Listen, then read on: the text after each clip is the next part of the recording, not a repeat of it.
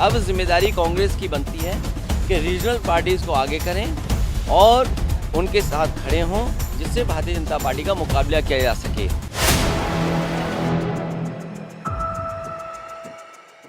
कांग्रेस के पूर्व अध्यक्ष राहुल गांधी की संसद सदस्यता जाने के बाद से सियासत में तूफान सा आ गया है। देश से लेकर प्रदेश तक सियासी माहौल गर्म देखने को मिल रहा है। विपक्ष एक सुर में इसे राहुल गांधी के खिलाफ बीजेपी की साजिश करार दे रहा है। इस बीच दिल्ली दौरे पर पहुंचे सपा मुखिया अखिलेश यादव ने मीडिया से बात करते हुए भाजपा पर जमकर निशाना साधा है और राहुल गांधी को लेकर किए गए सवाल पर उन्होंने कहा कि कांग्रेस पार्टी की जिम्मेदारी बनती है कि क्षेत्रीय पार्टी को आगे करे और उनके साथ खड़े हो, जिससे भाजपा का मुकाबला किया जा सके। भूमिका को इम्पोर्टेंस दें तो कामयाब हो जाएंगे। भारतीय जनता पार्टी उत्तर प्रदेश से नहीं, केवल देश से भी बाहर हो जाएगी। ठीक है, राहुल गांधी को क्या इस वक्त कोई बातचीत हो पाए जिस तरह से? देखिए, मैं इतना बड़ा नेता नहीं हूँ कि मैं बातचीत करके कोई सुझाव दूँ। वो नेशनल पार्टी है।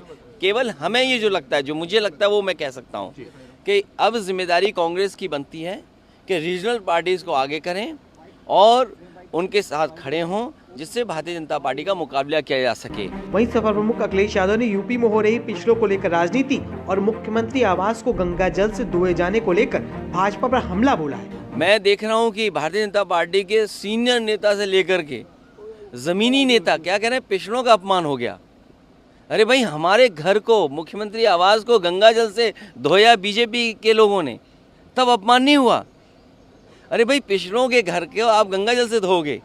और अभी मेरा एक साथी कार्यकर्ता मिला है, इसने कहीं गंगा जल छिड़क दिया तो उस पर मुकदमा लग गया। लाओ, क्या मुकदमा लगा, दिखाओ जरा। सर, बीजेपी हमारे घर को अगर मुख्यमंत्री आवास को कहाँ ढूंढ रहे हो?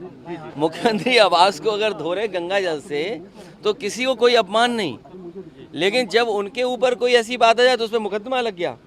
अब बताइए, ये कार्यकर्ता हमसे मिला सुबह आके, इसने कहीं गंगा जल छिड़क दिया, तो गंगा जल का यही तो है कि इससे शुभ हो जाता है, पाप खत्म हो जाते हैं, गंगा में डुबकी लगा लो तो सब ठीक हो जाएगा। तो ये देखिए, धाराएं लगी इसके ऊपर। अब धाराएं तो मैं भी नहीं पढ़ पा रहा, कौन धारा लगी हैं? 295 505। देखिए आप, देखिए ये धाराएं लगा दी इस पे। और हमारे मुख्यमंत्री आवास को जिन्होंने धोया, जिन पे वो गंगा जल छिड़का, क्या उन पे धारा नहीं लगनी चाहिए वाली?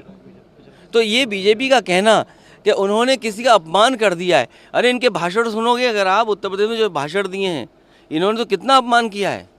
इनके ऊपर तो मानहानि दावा ज़्यादा होना चाहिए। और 15 लाख जो देने की बात की थी, वो मानहानि नहीं होगा कि 15 लाख रुपए तुम्हारे अकाउंट में पहुंच जाएंगे। वो मानहानि का मुद्दा नहीं बनता। आपने तो जनता के साथ और लोकतंत्र में ये वादा कर करके आप पीछे हट गए। अरे यार, प्लेटफॉर्म लॉन्च होगा तब देखा जाएगा। लेकिन अभी जो हम समझ सकते हैं, जो मैं ठीक समझ सकता हूँ, वही मैं कह सकता हूँ। प्लेटफॉर्म क्या होगा, प्लेटफॉर्म क्या बनेगा, उसके बारे में मुझे क्या पता। तेजस्वी यादव से पूछताछ हो रही है, सीबीआई पूछताछ। देखिए, ये तेजस्वी यादव, रीजनल पार्टीज़ के साथ इसी तरह का व्यवहार हमेशा हुआ है। चाहे वो दक्षिण की रीजनल पार्टीज़ हों, चाहे उत्तर भारत की रीजनल पार्टी हों। अगर आप रीजनल पार्टी के नेता हैं तो नेशनल पार्टीज़ हमेशा आपको अपमानित करती हैं। पहले कांग्रेस अपमानित करती थी और आज भारतीय जनता पार्टी अपमानित कर रही है। सर, दूसरे कार्यकाल का 1 साल यूपी सरकार आज मना रही है, कैसे देखते हैं? इनका 1 साल का कार्यकाल मत गिनिए। उत्तर प्रदेश में ये 7वां बजट लाए हैं, तो 7 बजट का हिसाब किताब दें। दिल्ली की सरकार के 10 बजट हो गए, तो 10 और 7 मिला के 17 बजट हो गए।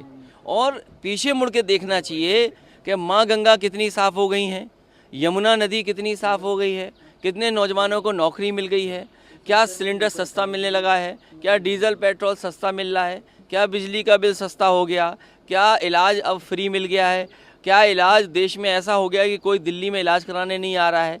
तो ये जो बुनियादी सुविधाएँ हैं, ये बुनियादी सुविधाओं का जो वादे किए थे वो क्यों नहीं पूरे हुए हैं? भाई, हमें जो सुझाव देना था मैंने दे दिया कि ये मौका मिला है कि रीजनल पार्टीज़ को आगे कर करके लड़ाई लड़ी जाए।